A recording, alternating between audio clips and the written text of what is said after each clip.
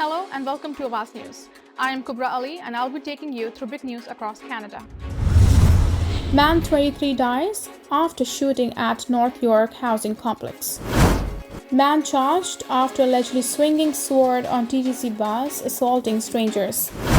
Westjet says mechanic strike would disrupt long weekend plans for 250,000 travelers. Godfather of AI pledges $1 million to fix Ontario Science Centre. Police investigating after male found dead in vehicle in Toronto's West End. Legal action coming to recover COVID benefit overpayments, CRA. Inhumane, residents of Toronto condo report stifling temperatures after weeks without air conditioning. These were the headlines. Now let's jump right into the details.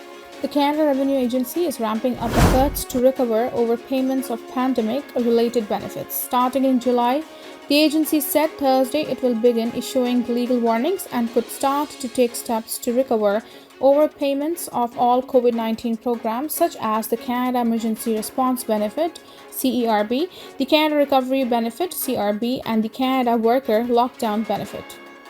Actions may include taking payments from wages or bank accounts. The agency said it will only be taking legal action against those who have not responded or cooperated and who have been determined to have the financial capacity to pay. Our primary goal is to encourage individuals to contact us so we can work together to find the best way to resolve their debt, ensuring a fair and manageable process for everyone, spokeswoman Sylvia Branch said in an email. The agency said it remains committed to supporting Canadians who are not able to repay their debt and encourage those individuals to contact them to figure out a plan. The rollout of the pandemic relief payments saw more than $200 billion doled out to individuals and businesses on a pay now ask questions later basis. The CRA has since decided many people were ineligible for the payments and has been working to get the money back. It said it's still trying to get about $9.53 million paid back from individuals, including $5.41 billion from CRB, $2.67 billion from CRB, and $1.25 billion from the Canada Recovery Caregiving Benefit. The agency began efforts in May 2022 to recover payments deemed ineligible by sending out letters encouraging voluntary payments.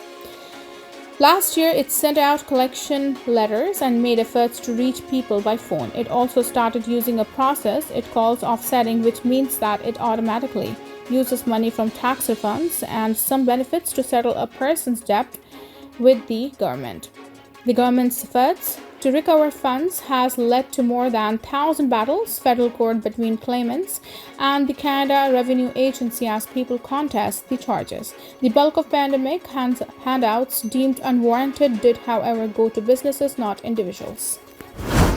The potential strike by Westjet airplane mechanics would upend travel plans for 250,000 customers over the Canada Day long weekend, the airline says, and cost it $1 million. The Calgary-based carrier has already begun to cancel flights, calling off roughly 25 trips on Thursday and Friday in anticipation of possible job action by the Aircraft Mechanics Fraternal Association (AMFA), which has threatened to hit the picket lines as early as 5:30 p.m. MDT on Friday. Already affecting some 3,300 customers, WestJet's decision to start concentrating its 180 plane fleet seeks to avoid leaving aircraft in far-flung locations and stranding passengers and crew. As negotiations toward the union's first collective agreement drag on in a windowless conference room at a hotel near Toronto's Pearson Airport, the tone of statements put out by the two sides has grown chippier.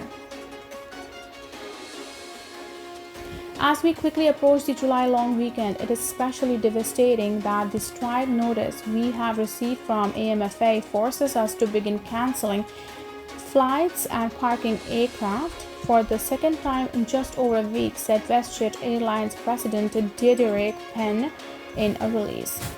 He called the decision to trigger flight cancellations a painful one, noting the fallout for customers. Union members voted overwhelmingly to reject a tentative deal earlier this month and have opposed Westjet's request for intervention by the country's labor tribunal, a submission that triggered the union's initial strike threat. The Canada Industrial Relations Board has said it needs more time and submissions from each party before deciding whether to create a collective agreement via binding arbitration as proposed by Westjet last week. Westjet said it has offered a 12.5% wage hike in the first year of the contract and a compounded wage increase of 23% over the rest of the term. It also said the deal would protect work-life balance, ensure job security, and attract more workers to the technical operations team. While we are willing and ready to come to an agreement, we are equally prepared to take any actions necessary to ensure we do not jeopardize the future viability of our airline, the company said. Entering their fourth week without air conditioning in their downtown Toronto condo, residents say stifling indoor temperatures have become unbearable. After moving to Canada in 2021, Anne Dilip Ahmed and her husband bought their first home together last July, a 1.5 bedroom at the Lakeshore, a new property at Bathurst Street and Lakeshore Boulevard West near Toronto's waterfront. The couple was looking forward to their first summer as homeowners, but on June 6, the air conditioning stopped working, and not just in their unit, but in each of the more than 500 units housed in the 42-story apartment building. While residents assumed the repairs would be completed in a timely manner, it's now been nearly a month since the breakdown and no progress has been made. A Condos board of directors would not provide Awaz News with a timeline for when the repairs will be completed. The board said that the parts have not yet arrived for an interim solution in the absence of full repairs. The building manager said they could not provide specifics in order to protect the condo's property value. The property, which sits atop Toronto's flagship low-gloss location, welcomed its first residents in 2020. Yet indoor temperatures in some units have surpassed 35 degrees in recent weeks, leading to near constant drowsiness from the heat, Ahmed said. Between virtual meetings, she said she's been rushing to her bedroom where they have installed a new $600 portable air conditioning unit in an attempt to endure through till the repairs are complete. According to the Toronto real estate lawyer Bob Aaron, tenants can be owed compensation if services outlined on a lease are not provided. If the landlord used a standard government-issued lease that indicated air conditioning was included, then in theory, the tenant could go to the landlord and tenant board to seek a rent reduction, Aaron said. That process, however, would likely take 6 to 9 months, the lawyer explained. The challenge with condo buildings is that a landlord of an individual unit cannot call a contractor to fix household appliances or HVAC equipment like they can in a rented house, Aaron explained. At Lakeshore, some landlords have agreed to assist tenants while they wait for repairs. Just this week, Awaz said the owner of her unit brought over a portable air conditioning unit after she repeatedly insisted on its necessity. We finally got a good night's sleep last night for the first time in a long time. A man who allegedly began violently swinging a sword on a TTC bus after assaulting two strangers earlier this week is facing charges, Toronto police say. Police said officers were called to the area of Jane Street and St. Clair Avenue West on Monday night for a report of a person with a knife. It's alleged that the suspect, identified by police as Joseph Bryan, size 46, of Ajax, Ontario, boarded a TTC bus in the area and punched a passenger. Police said the alleged assault was unprovoked and the size did not know the victim. According to police, size walked north after exiting the bus and boarded a second bus on which he allegedly punched a second victim who was also unknown to him without provocation. It's unclear what injuries, if any, the victim suffered. Police said the bus was held and passengers exited. Size was arrested after police arrived and charged with 2 counts of assault, carrying a concealed weapon, possession of a weapon, mischief, damage of property, and failure to comply with a release order. Police said Size was scheduled to appear in Toronto courtroom for a bail hearing on Tuesday, the results of which were not disclosed. A 23-year-old man has died of his injuries after multiple shots were fired at a housing complex in North York's Shawnee Park area overnight. It happened on Cherokee Boulevard in the area of Victoria Park and Finch Avenue shortly before 3 a.m. Toronto police said multiple residents in the area called police to report the sound of gunshots. Toronto Pandemic Services said they were called to the area and that they subsequently rushed one adult to hospital with critical injuries. Police later confirmed that the victim, a 23-year-old man, was pronounced dead at hospital. The homicide unit has now taken over the investigation.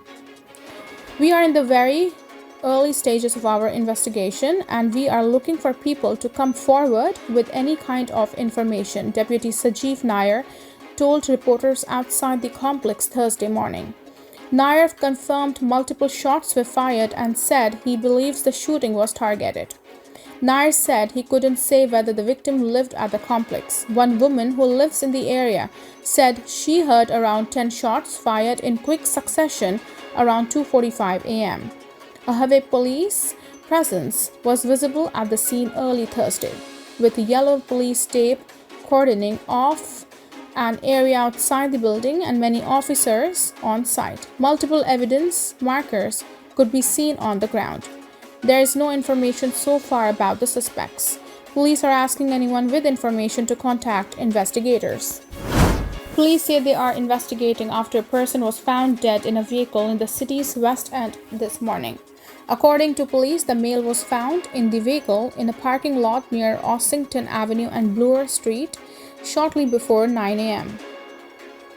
Police have not released any information about the cause of death but say it is considered suspicious. Investigators are urging anyone with information to contact police. No road closures are in effect as a result of the investigation. A world-renowned Toronto academic known as the godfather of artificial intelligence has pledged $1 million to repair the roof of the Ontario Science Centre as long as it stays on its current site.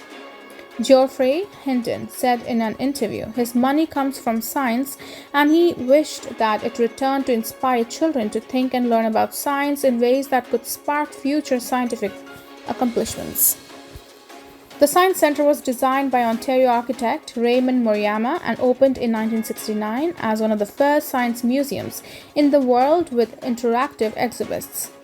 Premier Doug Ford's government has pushed to make a new smaller science centre at the controversial redevelopment of Ontario Place, though the building is not expected to open until 2028.